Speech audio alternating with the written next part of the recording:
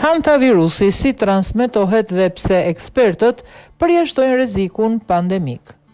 Sipas Organizatës Botërore të Shëndetësisë, rreziku nga hantavirusi për popullatën e përgjithshme mbetet I ulët edhe pas rasteve të fundit të raportuara në një anije turistike që udhëtonte nga Argjentina drejt Kepit të Gjelbër, sipas Il Messaggero.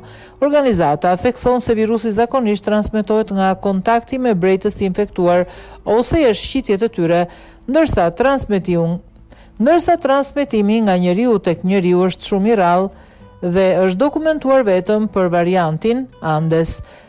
Ekspertët e OBSH-s, Qendrës Evropiane për Kontrollin e Sëmundjeve dhe institucioneve kërkimore në Afrikën Jugore, Zvicër, Holland dhe Senegal kryen një vlerësim epidemiologjik pas shpërthimit virusit në anije.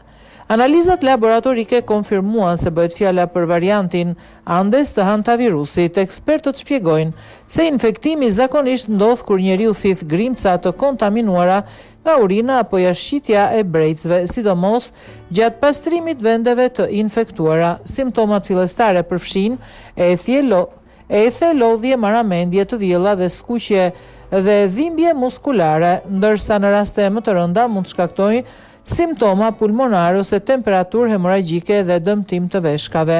Mjekët infeksionistë sqarojnë se virusi njihet prej dekadash dhe është I pranishëm në disa vende të Ballkanit, përfshirë Serbinë dhe Bosnjë-Hercegovinën, por deri tani nuk konsiderohet kërcënim I gjerë për Europën.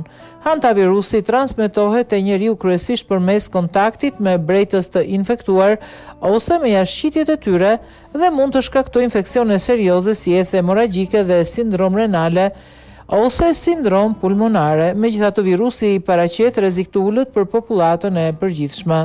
Organizata Botërore e Shëndetësisë OBSH dhe komuniteti shkencor bëjnë thirrje për qetësi, duke theksuar se kjo familje virusesh nuk lidhet me një rrezik pandemik, pasi transmetimi nga njeriu tek njeriu është shumë I rrallë. Megjithatë, mbetet I nevojshëm monitorim I vazhdueshëm I situatës.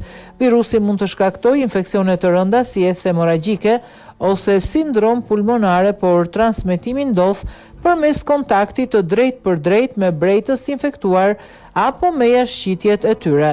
Ekspertët dyshojnë se personi prekur mund të ketë thithur grimca të kontaminuara nga jashtë e brejtësve që mbartin variantin Andes të virusit. Transmetimi nga njeriu tek njeriu I hantavirusit është jashtëzakonisht I rrallë.